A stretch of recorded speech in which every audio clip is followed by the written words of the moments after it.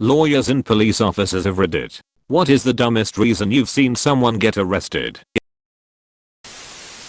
In the 1980s I was a detective in Cape Town. One day while driving in Woodstock we saw a group of people chasing a man. So we assisted. Turned out he was suspected of stealing from a passenger in a third-class train carriage. Those are very crowded with many passengers standing close together. In his pocket he had a pay envelope from a local fish packing place, containing no money, but a piece of carton in which was written, "Haha, lekker jeven, Afrikaans for lol caught you good." The people giving chase insisted that he had pickpocketed someone on the train and jumped out at Woodstock station. Long story short, we traced the owner of the pay envelope. His name and employee number were on the envelope, who said that, after being pickpocketed twice before and losing a week's wages, he hid his money in his sock and made a decoy with the top of a pack of 30 cigarettes on which he wrote the Afrikaans taunt. The culprit was convicted of theft of an envelope valued at 15 cents and ended up with a criminal record. Can't recall what the sentence was, unfortunately. I'd love to hear what reason for his conviction he told his fellow inmates. "I stole an envelope. Apostrophe. Littering. And creating a nuisance. On the group W bench. With the father rapers. Killers. etc. And they were all jumping up and down shouting KILL. Someone in my town crashed into a telephone pole and took out the power. The road was closed off while things were sorted out. One lady decided she couldn't take the long way home and crashed into the same telephone pole. She was arrested for drunk driving. Drunk on stupidity? There was no internet. What was she supposed to do? Of course, driving into a pole seems only solution. She was obviously impatient. Maybe she thought, if I crash into it just right I could fix it. Seems like sound drunk logic. Not me, but my grandma was a lawyer. She had to defend someone who stole from a store in a city in Hungary around midnight. The only reason they got caught was because they used some matches to light up the place, and that set the fire alarm off. As if that wasn't enough, a few weeks later in court, my grandma tells the judge to look at the kid, how young he was, and that he couldn't have been strong enough to break open the door or carry something outside and steal it. At this point the defendant stands up, points at his muscles and shouts, "Hell yeah, I could." That's basically when my grandma gave up. As far as I know he got a few months in prison. Don't listen to this hoe. I hit the gym all the fucking time. Flexes. Not me, but when my husband was arrested, he was out on his boat fishing and forgot his life jacket in the truck. Game warden wrote him a ticket, told him he didn't have to appear in court and to come to the courthouse on the date listed to pay the ticket. Cool. No big deal. The day came for my husband to pay the ticket. He was in the area for work, so he figured he would pop in instead of driving back out there. About 45-minute drive. He went in to pay the ticket, gave it to the girl so she could process it, and she said, "You can't pay this. There is a warrant out for your arrest." My husband was extremely confused and no one would say anything to him about what was going on. A 60-year-old sheriff came over and handcuffed him while the sheriff was walking him across the road to the jail. He finally explained it to my husband. There was a warrant out because he failed to appear in court. Remember, the game warden said he didn't have to appear in court and even checked on the ticket that he did not have to appear. My husband told the sheriff that, and the sheriff knew. He also knew this particular game warden. According to the sheriff, this was not the first time this had happened. I ended up bailing him out, and he was on probation for a year. This is such bullshit. If the sheriff knew. Doesn't matter if the sheriff knew. He has no power to cancel the warrant. What's bullshit is that he actually got charged. I'm a social worker that works closely with probation, and in most jurisdictions I have worked in they would have just put him on calendar and resolve it then. Wait. If the ticket said he did not have to appear, checked box per op, how would he know he had to appear? Exactly. I was on a ride along. Guy gets pulled over. Hands his brother's ID to the officer. It is not a good match. Officer asks him when he was born. He gets that one right. Asks him how old he is. He's off by 2 years. He's being put in the car and the officer says, "You're the first guy I've arrested for bad math." Apostrophe. Work for a smaller county. Last fall we got a group of people coming me down from a nearby city to rob a hemp farm, thinking it was weed growing along the highway. Several of the crack team of bandits were arrested and lodged. The kicker is it was explained explicitly how dumb it was, that you can't even get high of the stuff. But the very next weekend they came back down and tried to pull it off again. Only this time the farmer was home and ended up holding them all at gunpoint till we arrived. Man, I love me some farmer justice. I'm assuming he was sitting in a rocking chair on the side of the road in the dark holding a shotgun and said something along the lines of "What you boys up to on my land?" I arrested a guy who continually called 911 asking police to bring him weed and a cheeseburger. He then proceeded to eat the foam padding of my roll bars in the back seat. I've never seen someone trip so bad. Edit. Link. https://www.up.com/odd_news/2013/05/01 called -911-80- times seeking Kool-Aid burgers and weed /371. 71,367,439,747 Plot twist. You all went to get some weed and cheeseburger right after. Can't let a good idea go to waste. I feel like there's no time when weed and a cheeseburger wouldn't be a good idea. You say he was tripping, but guy was on point. I was a seasonal officer at a beach resort. One day I was stuck in the substation working on a bunch of reports when I hear another seasonal officer and a senior officer get dispatched to a hotel for unknown reasons. 2 hours later, and I'm still doing paperwork. In fairness, I took a break for lunch, and both of the officers come in with arms full of large brown paper evidence bags, like the 2 feet tall ones you out groceries in. They start pulling out the most varied amount of drugs I've seen ever. Something like 2 large vacuum bags of good weed, not the dry shit, 2 pages of LSD tabs, a gallon bag of shrooms, and a bunch more. Apparently this 19-year-old had come to the beach to deal. He had paid for a few nights at this hotel. Well, he missed his checkout time and the hotel needed the room, so the housekeeper let herself. She undid the covers and found this buffet of drugs. The kid ended up showing up while the officers were searching his hotel room, and they got him. Impressive haul. This is like the epitome of the only break one rule at a time rule. I think it's the epitome of stupid. If you're going to deal drugs, do it from a controlled environment. And don't leave your stash unattended.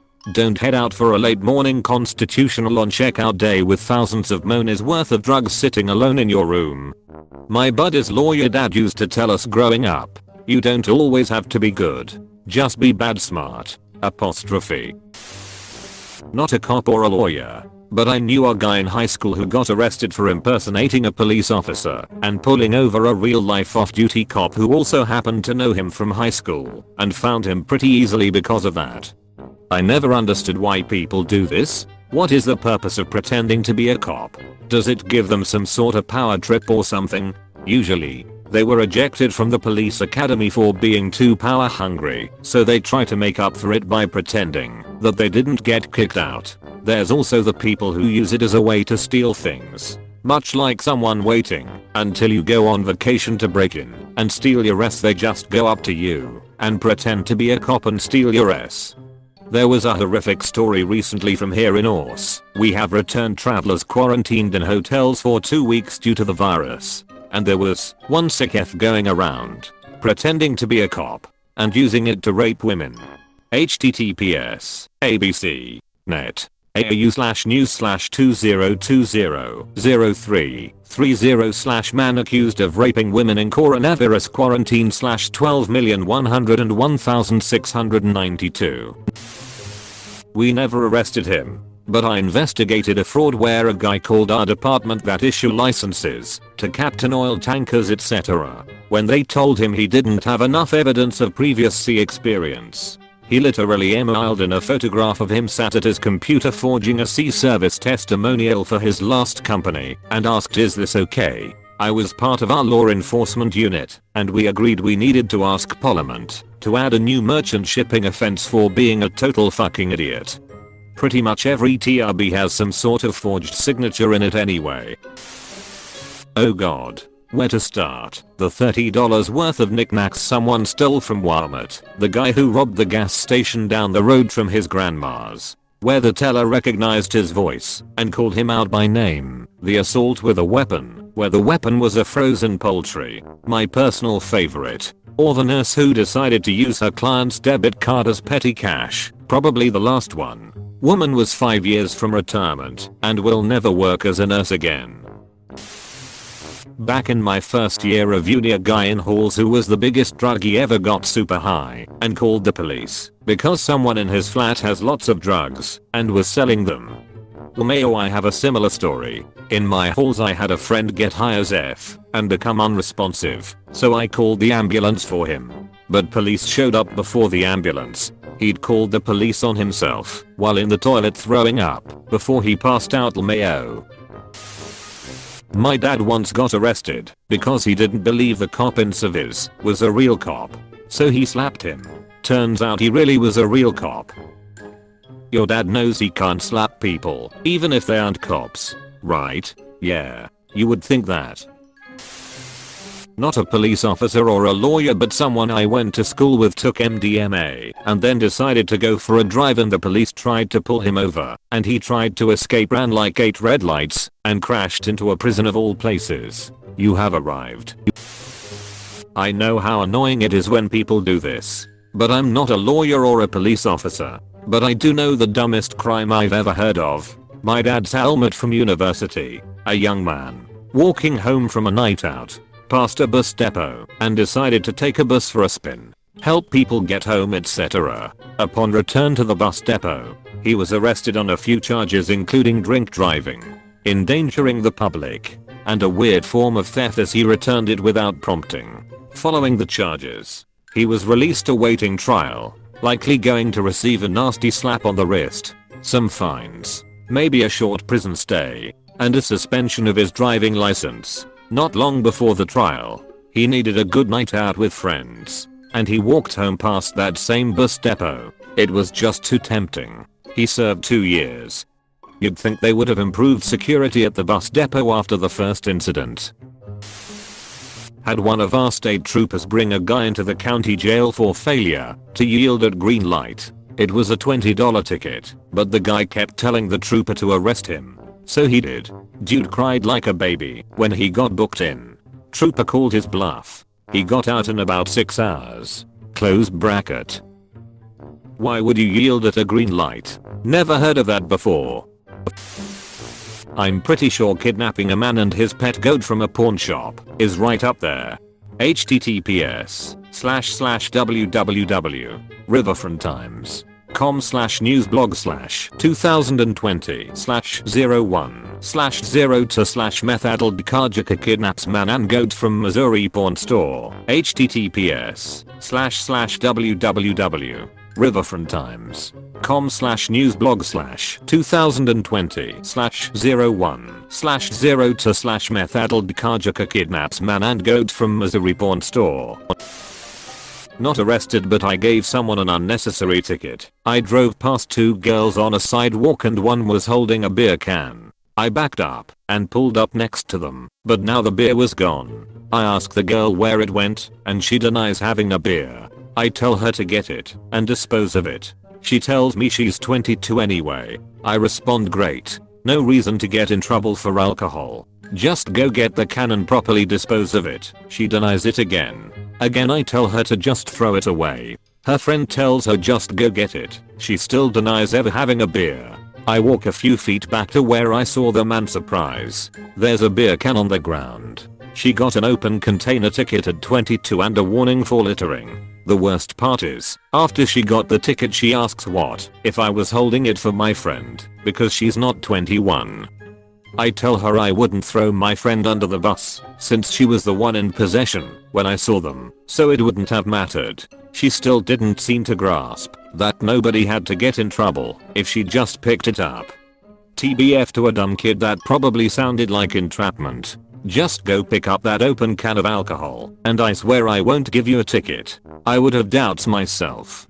The first dumb part was thinking that denying an obvious fact will work. The second, but here I agree with you partly, slightly less dumb part was not taking the generosity of the cop at face value. Honestly, most cops aren't out to F with you. And if they were, you wouldn't be able to do anything about it in the moment anyway. When an officer tells you that, if you just dispose of trash properly, that's the end of it. Always just dispose of it properly. Nobody wants to write a summons or cite for stupid things like open container or littering unless you make it petty. Pick up that can. I used to work at a juvenile detention center. We had a local police department bring in a 10-year-old boy for hitting his house with a broomstick. How is that an offense? I think he was charged with being an unruly child, which basically means he wasn't listening to the reasonable requests of his parents. But do the parents decide when children are "unruly" or do there have to be witnesses?